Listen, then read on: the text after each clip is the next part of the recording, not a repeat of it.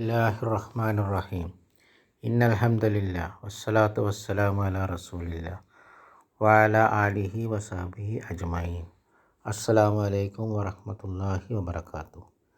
നമ്മൾ ലൈസ പഠിച്ചുകൊണ്ടിരിക്കുകയാണ്. അല്ല എന്ന് പറയാൻ. ലൈസ എന്ന് പറഞ്ഞാൽ അല്ല, നോട്ട്. അപ്പോൾ ലൈസ ഫീലുൻ നാക്കിസുനാണ്, അതായത് അപൂർണമായ ക്രിയ.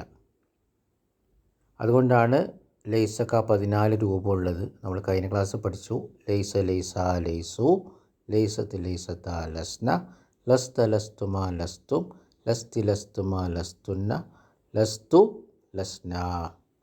അതേസമയത്ത് ഈ ലൈസ എന്ന നാക്കിസായ ഫീലുൻ നാക്കിസ് പ്രവേശിക്കുക ജുംല ഇസ്മിയയിലാണ്.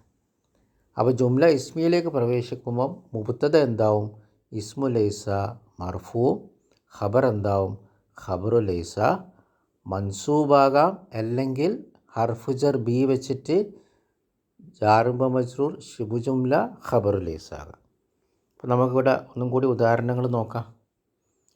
അൽ കിതാബു ജദീദുൻ, പുസ്തകം പുതിയതാണ്. അപ്പോൾ അൽ കിതാബു മുബ്തദ, ജദീദുൻ ഖബർ. അപ്പോൾ ലൈസ പ്രവേശിച്ചാലോ? ലൈസൽ കിതാബു ബി ജദീദിൻ. ആ ഹർഫുജർ ബി വെച്ചിട്ട് പറയുമ്പോൾ പുസ്തകം പുതിയതല്ല. അപ്പം പുസ്തകം പുതിയതല്ല എന്ന് പറയാൻ ലൈസനെ കൊണ്ടുവരണം.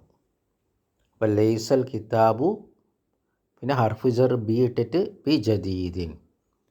അപ്പോൾ ലൈസ ഫീലുൻ നാക്കിസ്, അൽ കിതാബു ഇസ്മു ലൈസ മർഫു, ബി ജദീദിൻ ജാറുബ മജ്റൂർ ശിബു ജുംല ഖബറു ലൈസ.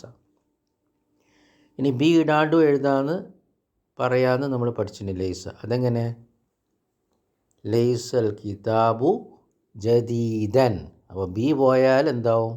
ജദീദൻ മൻസൂബാവും ഖബറു ലൈസ. അപ്പോൾ ലൈസ ഫീലുൻ നാക്കിസ്, അൽ കിതാബു ഇസ്മു ലൈസ മർഫു, ജദീദൻ ഖബറു ലൈസ മൻസൂബ്. അപ്പോൾ ബി ഇല്ലെങ്കിൽ ഖബർ മൻസൂബാകാം. ബി വരുമ്പം ബി ജദീദിൻ ജാറുബ മജ്റൂർ ശിബു ജുംലു ഖബറു ലൈസ ആവും. ബാറക്കല്ലാഹു ഫീക്കും.